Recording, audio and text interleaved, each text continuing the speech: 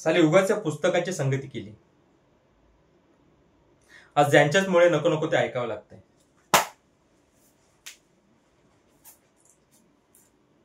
घरचे माणसं म्हणतायत फुकट गेला आणि बाहेरची माणसं म्हणतायत पुढे गेला. खरं म्हणजे कच्ची रापण झालेल्या चांबड्यांसारखी नुसती नासवणूकच झाली. हसण्या बागडण्याच्या वयात खेटराला टाके मारावे लागले. शिकणं सवरण सोडून चांबड्यांच्या टाक्यात हात घालावा लागला. मिसरूट फुटायच्या आधीच चांबड्यांचे आणि कातड्यांचे ढीग ना ढीग उचलले आणि तेच खुंटावरती बांधून पिळून काढताना रक्ताचं पाणी पाणी झालं.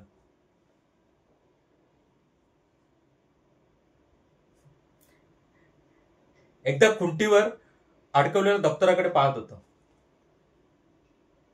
बाबाने माझ्याकडे बघितलं आणि म्हणाले, येड्यासारखं इकडे तिकडे काय पाहतोस? हातात नीट आरी धर, नाही तर वाहन नासवशील माझी. खूप शिकलास, माहितीये, शिकून लय दिवे लावशील ते. त्यांचं आपलं एकच पालुपत. वडीलधाऱ्यांनी आरीपारी सोडली नाही आणि मी कधी गावकऱ्यांच्या पुढे गेलो नाही. त्यांनी अंगठा लाव म्हटलं, मी अंगठा लावला. त्यांनी टाका मार म्हटलं, मी टाका मारला. हे कसं फाटलंय ह्या विचारायचा आपल्याला अधिकार नाही. म्हणून तुला सांगतो, पुढ्यात पडल ते काम करायचं आणि हे कसं हे तसं हे काय बी विचारायचं नाही.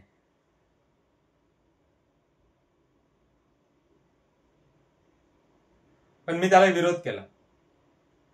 विरोध केला तसाच बाप रागावला आणि माझ्या अंगावरती उसळून आला आणि म्हणाला, साले माझं ऐकत नाहीस, चल निघ इथून, माझ्या घरातून चालता हो.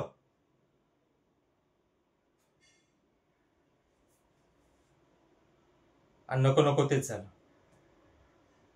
आयुष्यात नासून गेलं सर.